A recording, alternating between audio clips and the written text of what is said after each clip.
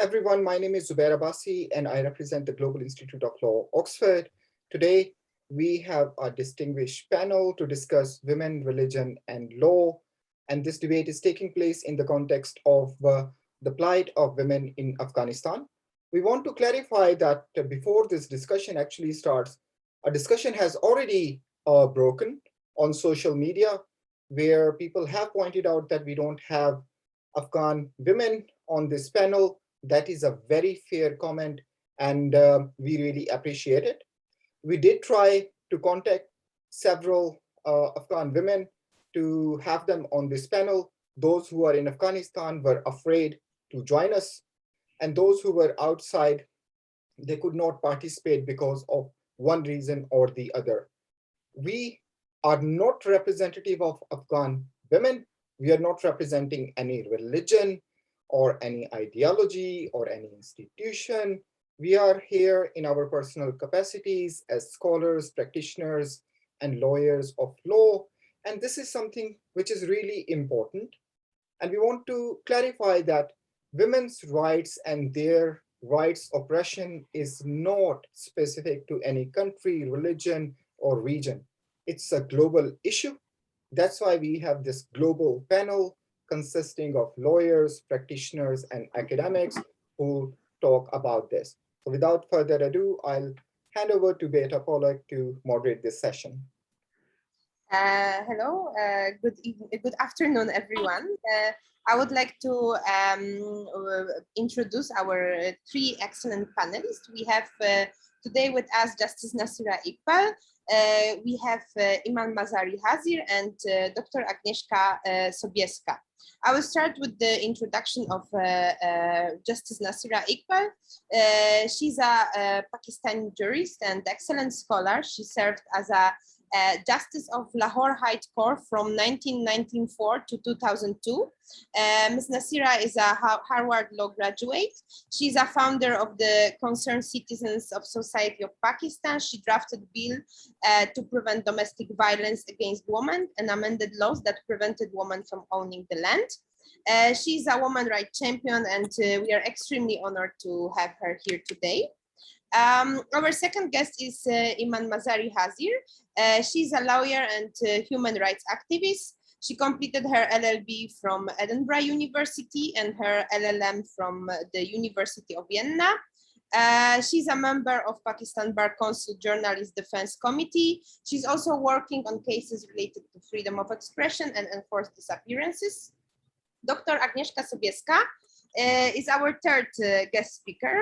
She's an expert at the Center of Oriental Law Research and holds a PhD in law from the University of Wrocław. She's currently working on a book titled Legal and Political Discourse surrounding Muslim woman attire.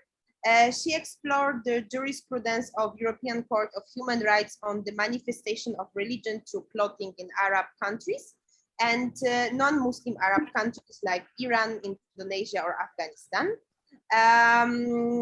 Thank you so much for joining us today. I would have first question to Justice Nasira. We are here in Global Institute of Law. We have people watching us from all around the world. And not everyone has to be familiar with this, what actually Islamic law is, and what is the position of women in Islam? And would you be able to say a few sentences about the woman rights in Islam? What is the status of women in Islam? Thank you very much, Beta, and it's very kind of you to have included me in this panel. I hope you can hear me loud and clear. Yes, so we can hear you. Yes. Now, first of all, I would like to say that all the rights of women are mentioned in the Quran itself, which is the holy book of Islam, which was revealed in the 6th century AD to our Prophet Muhammad. And what cannot be understood directly from the Quran, we use the precepts and the conduct of the Prophet and what he said to interpret it. So the sources of Islamic law are the Quran, the book, the holy book, and then the precepts and practices of the Holy Prophet Muhammad. And after these are the two primary sources of Islamic law. And secondary sources of law are, of course, the ijma. Ijma means the gathering of the jurists of a given age and what consensus they have arrived at. And qiyas is like syllogism, drawing parallels from the Quran and the Sunnah at a given stage as to what is to be applied to different situations which have not occurred before. So that is the four sources of Islamic law: the Quran, the Sunnah, the Ijma, and the Qiyas. Now, where does specifically the Quran mention the rights of women? The fourth surah means the fourth chapter of the Quran, is called Surah Nisa, and Nisa in Arabic means women. So in verses 11 and 12, you get to know the exact position of women in Islam. And then in the same chapter 4, in verse 176, it is precisely stated that to men is allotted what they earn and to women is allotted what they earn. Now, when we talk about what is allotted to them, we talk about this world and we talk about the hereafter. So whatever a woman earns in this world is totally her own property, and nobody can exercise any right or anything over it, her husband or her children or anyone. It's entirely her own discretion. She could give it to a cat's home, she could give it to a charity, she could spend it on jewelry for herself or whatsoever she likes. Now, as far as what the men earn, there are some specific duties which the Quran mentions that the man has to perform. And the first duty is he has to maintain his wife and his children and all the expenses of the household. So a man has many duties, whereas a woman has no duty. It's her discretion. She can spend her earnings on her children, on her husband, on her household, but that is a voluntary activity on her part. And if she is rich and the husband is poor and she is maintaining the household and the children, she even has a right to go to a court of law and claim that this is a debt which is due to her for having made those expenses which the husband had to do, and it can be refunded to her also. So these are the basic situations which the Quran decides about women and men. And the main thing is that before Islam uh, gave this women this personality of being a person, women were considered like goods and chattel. They were not included as individuals. Whereas for the first time in the Quran, we find that women are individuals, and since they are half the global population, they have their own rights and they have their own responsibilities, but their responsibilities being diminutive as concerned with the men. When we come to the question of how property is divided when the owner of property dies amongst his children, would you like me to go on or shall I stop here? I can't hear you. Yes, sorry, I have to unmute myself. Yes, please continue. It's very interesting. So, now Yes. the question comes of inheritance. In Islam, we don't have a concept that you must draw up a will. The Quran has fixed the shares of those who are likely to inherit when their parents or their close relatives are passing away or dying. So the women are specifically mentioned by name or by relationship. That is to say, the mother, then the daughter, then the wife. These women are mentioned in the Quran and they are called sharers. Their share is fixed. A mother will get 1/6 along with the father if there is no brother and no child. But if there are no other heirs, that person is called a kalala, where there's only father and mother. Then she will get double the share of the father. She will get 1/3 and the father will get 1/6. So that is the position of the inheritance of the mother. Now, next comes the spouse. The spouse will get 1/4 of the property of her husband, woman, the female will get, if there are no children from the husband. If the husband has children, she will get 1/8. And on the other side, if the wife dies, the husband will get half the share if there are no children from the wife, and he will get 1/4 if there are children. Now, there has been a lot of discussion on why the share of the woman is half that of a man, because daughters will get half the share which a son will get, but the sons are residuaries. They get their share only when everybody else has been given their share. Now, I would like to explain the reason why. I mentioned earlier the responsibility of maintenance is always on the husband. He has to maintain his wife, his children, and as far as possible, if his mother and father are also dependents, that responsibility would fall on both children, but primarily on the man. So a man has a lot of responsibilities, and therefore, when there is the demise of the father or the mother, the son will get double the share of a daughter. But now look, if supposing there are four daughters and one son, the four of them will get one part each, and the son will get two parts. So still he will be getting overall only half what the women got. That is to say, the daughters. But what the customary practice was in Arabia and also where I am living in the Punjab, that before Islamic law was put into practice over here, the women would get nothing. They would make them write a waiver. A waiver means WAVER, that we will not take any part of the share of our parents. If something happens to them, let the brothers have it. Now, I would like to mention here a waiver is only possible when one has a vested right. A vested right means the parent is dead, the shares are being distributed. That is a vested right. As long as the parent is alive, it's a contingent right. Supposing the parent gambles away all he has, or he gifts it away to somebody in his lifetime, because in a lifetime you can gift away whatever you like, then there is no point of making a waiver. A waiver can only be made when that person from whom you are likely to inherit has died, and whatever you are likely to get has become your property, and you can gift it to whomever you like, or you can say, I give it to my brother, or you give it to your son, or you keep it yourself.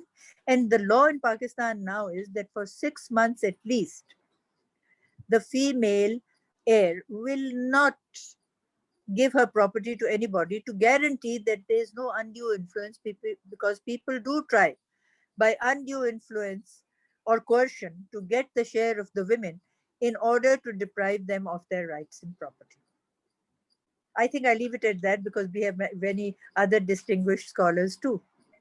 Yes, I have one more question. What about, for example, woman rights to? Does woman in Islam have, for example, free will to choose a spouse? Does woman in Islam have right to get education or right to work? What Islam says about this this kind of rights? Because we have very clear situation that woman in Islam enjoys, for example, for economical rights. What about those aspects? Well, as far as right to education is concerned, everybody is entitled to education. And our holy prophet, from whom we get the next source of Islamic law, said, please go and attain education, even though you may have to go to China. And at that time, considering the context of Arabia, that was as far away as you could go. And then there is another saying of the prophet that he who has a daughter and educates her well and brings her up properly, he is entitled to go to heaven. And heaven is found at the footsteps of the mother, at the feet of the mother. So that is the dignitary and the position that women are given in Islam as far as their domestic situation is, and economic rights I've also mentioned to you already. Whatever a woman earns, a man has no control over it. It's her property entirely to do as what she likes. But since the laws of inheritance are fixed, I would like to mention here that when a person dies, a woman or a man, the first charge on his property are the funeral expenses, obviously. Next is any bona fide debts that he or she may have incurred in the lifetime. Next is a will. Will is where you can, uh, before your death, write down that X, Y, Z are being given so much share, but that again will not go to heirs. You can make a will of 1/3 of your property in favor of non-heirs only. Supposing a servant has served me well, I can give a will in his favor or her favor to some account. I can give it to a charity which I like and to other people, but not to my own heirs. So that is a qualification also. So education, I pointed out. Now the right to marry. The Quran very specifically states that the right to choose your spouse depends on the person who is getting married. And marriage in Islam is really a contract. It's a contract and agreement between two parties, a man and a woman. A man can make an offer and the woman makes an acceptance, or the woman can make an offer and the man makes an acceptance. Now, since a contract has to have consideration, which is something of value in the eye of law, the man has to give some kind of consideration to his wife to be at the time of marriage to make the contract a valid contract. And the both parties have to agree that they like each other, or they are agreeable to marry each other. And that is to be recorded in the agreement of the nikah, which is called the nikah nama. And now we have published nikah namas, where there are about 25 parts of it, and every part has to be filled by the man or the woman, and they have both to sign it at the end with their witnesses to accord the fact that they have agreed to everything on that. So there is no question of any person being married without their consent. And the age of consent is considered to be the age of puberty, which could be anything from 12 to 16 or onwards. In Pakistan, the minimum marriage age is now fixed at 18. In some parts of Pakistan, since it's a federation, and in some parts it's fixed at 16 years. But that is the minimum. And anybody who gets married under that age, the person who has performed the marriage ceremony, the parents, all will be punished. Okay. Okay. Thank you so much for this speech. We have a clear situation that woman in Islam enjoys full right. The women have economical, political, social rights, and when we discuss the status of women in Islam, especially in current situation, we have to somehow make a connection with the context of Afghanistan. So I would like to have now question to Iman, that the situation of women in Afghanistan under the Taliban, it's one of the most often highlighted and pressing issue. Would you like to say something about this? How can we connect? How it is that we have women in Islam has so many rights, but at the same time, observing the situation in Afghanistan, the situation of women is not good. So firstly, thank you for giving me this opportunity to share my thoughts. I just want to start off by saying that it's important to clarify that there's obviously a distinction between religion on the one hand and law on the other. But since the Taliban takeover, whenever you do talk about law or religion, what you're speaking about it is actually what the Taliban view to be their interpretation of Islam. So I think that kind of answers the question that you asked, that why is there this discrepancy? And I think that the way the Taliban view Islam, and then that obviously has an impact on how the law is shaped, and that law would inevitably deny basic rights, not just to women and children and minorities, but also to men. I just want to also say that if we expect that under the Taliban that there's going to be a fair or just legal system, we have to feign ignorance to believe that, because we've seen what's happened under the Taliban before, and we've seen what's happened with the Taliban in Pakistan as well. I just want to quote Fawzia Kufi, who was the first woman deputy speaker of parliament in Afghanistan, and she's also recently been attacked by the Taliban in the recent past. She said quite clearly in an interview that she gave on 16th August that when the Taliban took control over Herat, the homes of female members of parliament were searched and their cars were taken away from them. She also spelled out the situation on ground quite clearly in the same interview, and I want to quote what she said. She said, we're all living in a very chaotic situation in Afghanistan. Because of the war, there is no accountability. People are killed without any accountability, extrajudicial killings, trials without courts. I also want to quote for you what Pashtana Zalmai Khan Durrani, who is the executive director for Learn in Afghanistan, which is a nonprofit that works on innovation in health and education. She commented on 22nd September on Taliban spokesperson Zabihullah Mujahid's BBC interview, and I want to quote what she said. She said, letting women work or girls study is an internal matter for him, but feeding starving Afghans is the responsibility of the international community. Beggars are not choosers. Accept women and girls' rights. Stop making Afghans starve and suffer for your own political and aid gains. Madam Farooq, a peace and conflict practitioner from Afghanistan, also said on 20th September, Mr. Zabihullah, we need actions, no words. And this was in response to when the Taliban were saying their fighters did not know how to respect women because they were not trained for the same. So her comments were quite clear. She said, show us in action that your group respects women. Do not stop all the doors on women so that they end up begging on the streets. If your fighters don't know how to treat women, tell them, consider them all as their mothers and sisters.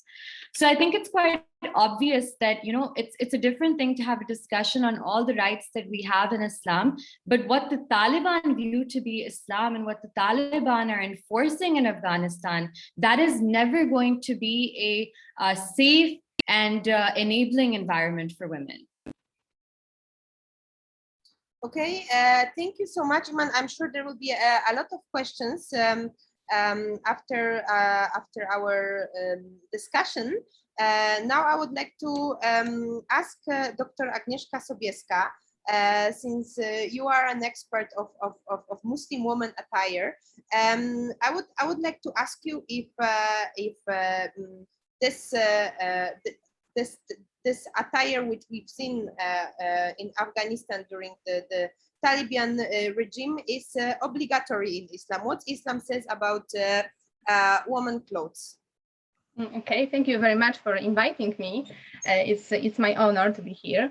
But I would like asking for your question from the culture point of view, and then religious one, and at the end the burqa issue, because it's very important. I would like to underline that hijab and face veil are not products of Islam. The oldest written law relating to dress code, Middle Assyrian law from 1300 BCD, imposed a duty to cover married Assyrian women's entire body, hair and face long before Islam. In the Middle East, the headscarf could be worn by every woman regardless of religion. Assigning a religious significance to headscarves emerged in the 19th century along together with colonialism. But why do women have to cover their hair? Ancient people considered hair magical because of its unusual feature. They grow back after being cut off. And because of the visual association with grass and rainfall, long hair is a fertility symbol, therefore needs to be covered. Nonetheless, covering hair was a privilege of free and wealthy women. They didn't have to work. Instead, they could protect their hair and face by a veil. It underlined their belonging to the upper class. Covering face was a visible sign of changing the status of women. After marriage, they started to cover it, and when they became widows, they got rid of it. Additionally, Arab believes in a bad eye, a look that causes a disaster. The veil could have been used as a protection. What about Islam? Until the 9th century AD, all schools of Islamic law agreed that all Muslim women had to cover their hair and body. The main question remained the same, and it was, do they have to cover also face and hands? And the Hanafi school, preferred by the Taliban and in Afghanistan, contends that covering the face isn't obligated. But if that behavior tends to fitna, so seduction, women should cover their faces. So speaking about Afghanistan, I agree that Afghan women are not able to fight for the right to wear whatever they want. Under the Sharia, you are supposed to cover yourself, but you are not forced to do it. A similar situation was in 30s in Egypt or in Iran during and after Islamic Revolution, in Algeria, in Indonesia. Women used hijabs to fight for something more substantial. They often used it to make a political statement. For example, in Afghanistan, during wars against Great Britain, in that period, women started to wear burqa more often, and it was interpreted as a symbol of resistance to Britain occupation. But burqa could be an issue. According to the reports of the UNICEF from 1997, the economic cost of buying and wearing a burqa was not insignificant in Afghanistan, as burqa cost about $10 or approximately 2 months' wages. Women were often forced to share one among family members, which further limits their physical mobility. Now, the Taliban haven't imposed any official rules regarding the dress code yet. Actually, they don't have to do it. A lot of Afghan women fear the Taliban so much that they have imposed limitation on themselves without any legal rules. The previous week, the Taliban replaced the Ministry of Women's Affairs into the Ministry for the Propagation of Virtue and the Prevention of Vice, which was previously responsible for enforcing a strict version of Sharia law. The new regime might be like the previous one. I researched to the edicts issued by the Taliban in 90s and reports about human rights in Afghanistan by the Commission of Human Rights, Human Rights Watch, which explain what meant strict dress codes for women and girls in real life. So, in public, women had to be covered from head to toe in burqa. They were not permitted to wear white socks or white shoes. Why white? Because white is a color of the Taliban flag. They were not permitted to wear shoes that made noise as they walked. Women without covered face couldn't buy or sell anything in the marketplace. No drivers were allowed to pick up females who wore Iranian burqa. Iranian because I think chador doesn't cover the face. If the women wore attractive clothes and had no close male relatives, the drivers shouldn't pick them up. Some women refused to comply with the dress codes and stopped wearing clothes that covered their face. It was a form of resistance against the regime.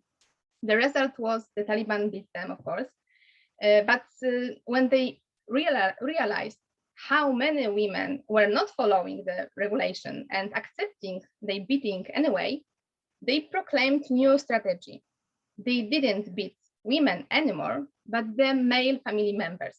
So it was a lose situation.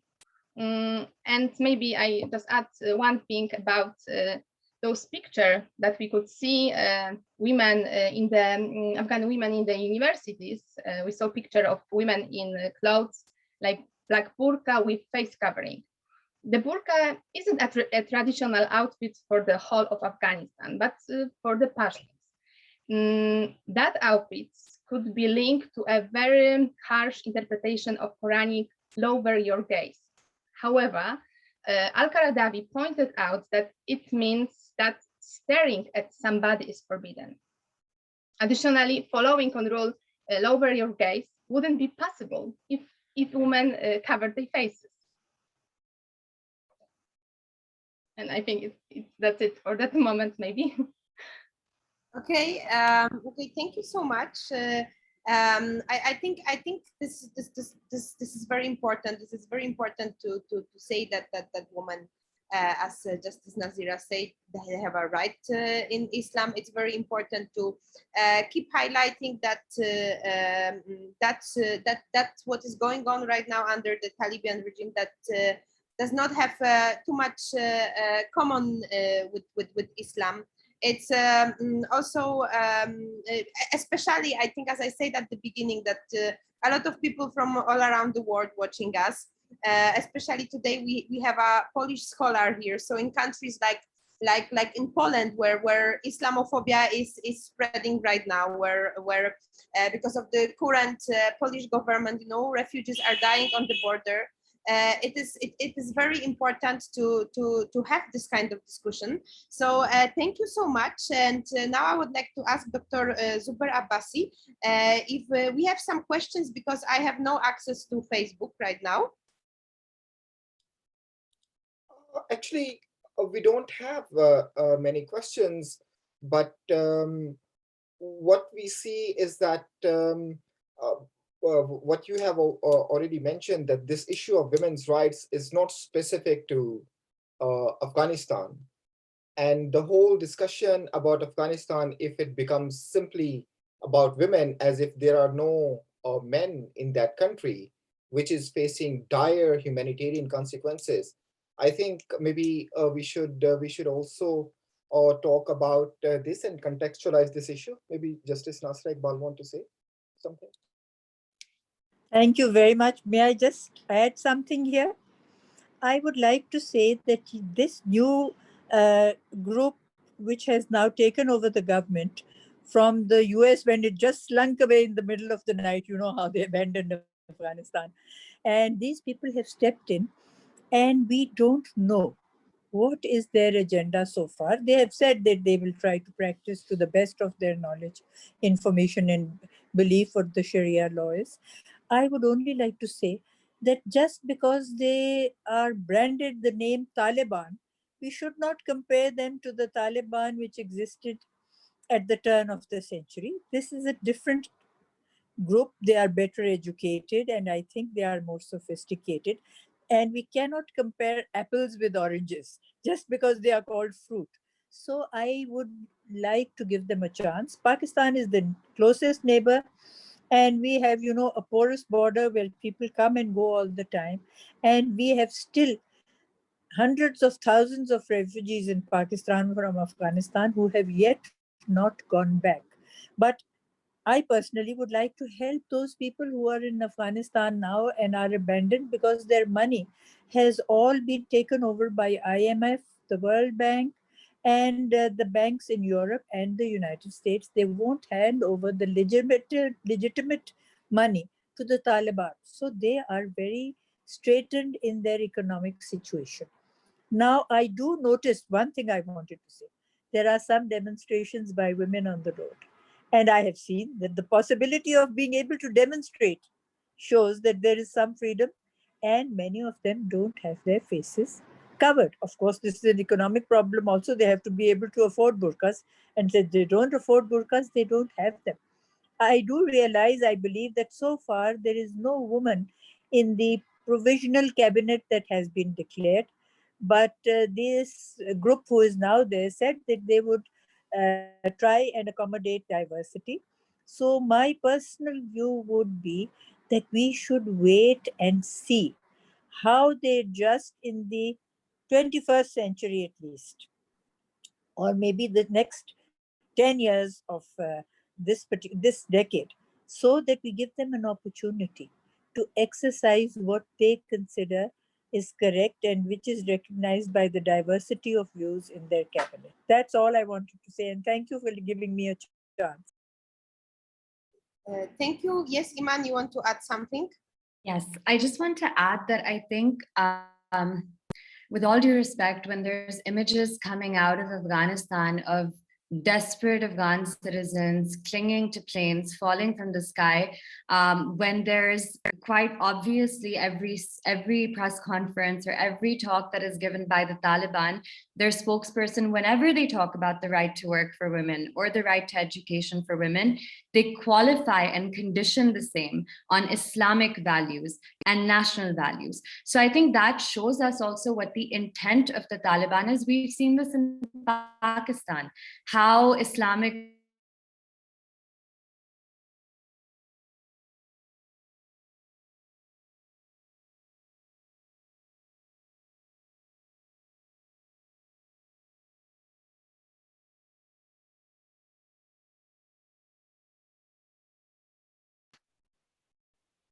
Sorry, I think I was cut off. Can you hear me? Yes, now we can hear you. Can you please repeat? Yeah. Yeah, I was just saying that I think that shows the fact that they keep conditioning these rights on Islamic values and national values. That shows quite clearly what their intent is. And I just want to go back a little bit before the takeover as well. So before the takeover, we know that Afghan women's voices, as the peace process, if we can call it that, as that was proceeding, Afghan women were excluded. Fawzia Kufi was a member of the delegation, but their voices were largely ignored during the peace talks. And what happened was, during that time, Sabah Sahar, who was one of Afghanistan's first female film directors, she was shot at multiple times last year in September, just as she left her home in Kabul. Prior to this, in June 2020, Fatma Khalil, who was an employee of the Afghanistan Independent Human Rights Commission, she was killed along with another staff member in a bomb attack in Kabul's District 12. So I think it's quite clear where the Taliban are coming from. I don't think, especially because they are not, I do not think that the international community should be giving them any legitimacy or giving them time to see, how many.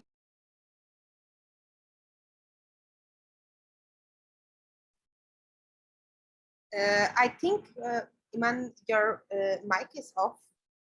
I'm done. I just wanted to add those. Thank you. Okay, great. Yes, Agnieszka, please. Okay. I would like to add that from my point of view, the main problem with women's rights in Islam could be that men's voices have been more hearable throughout the century. A lot of rules were misinterpreted for their profits. So now we must support and encourage Afghan women to fight for education, especially secondary one, and their visibility in the public space. Previously, the Taliban tried to erase women from public sphere. For example, in 1997, they announced that buildings in the public view must have the windows painted over if females are present. So now the most important thing is to talk about the situation of Afghan women in different languages, even in Polish, and don't let people forget about them. Taliban, of course, would like to legitimize their government, and until they won't do it, they will try to make a good PR. So now is the time. The international community should use its leverage to press for assurance of observation of women's rights now.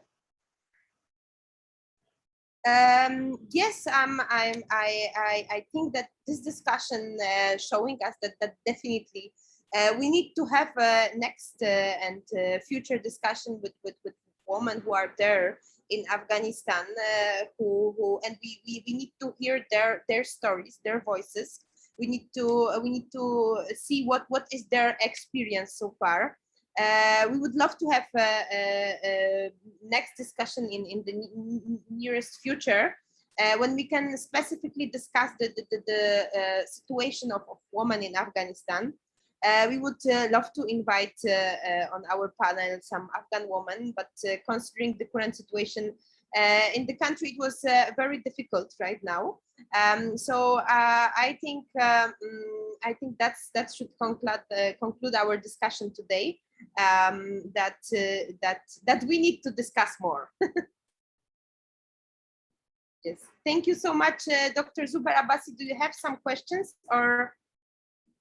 Yes, I think you have rightly concluded that this discussion is over, but it will continue, and we need to have more discussion on this issue. This issue is not going to go away so easily. It would be unprecedented and unacceptable for international community that a government should be run only by males and 40 million Afghans should be left at the mercy of this group who want to impose their tribal customs in the name of Islam. So rather than international community talking about on the basis of human rights, as Justice Nasir Iqbal has mentioned, that these so-called Taliban must not have monopoly on Islam. So Islam has given women, those rights and those must be protected. They must not be suppressed in the name of Islam. Okay, thank you so much, Ms. Nasira. Thank you so much, Iman and Agnieszka, for today's discussion. It was a great honor to have you here. And I hope we can meet in the future on the next panel discussions. All right, thank you very much. Thank you. Thank you. very much. Thank you, everybody. Thank you.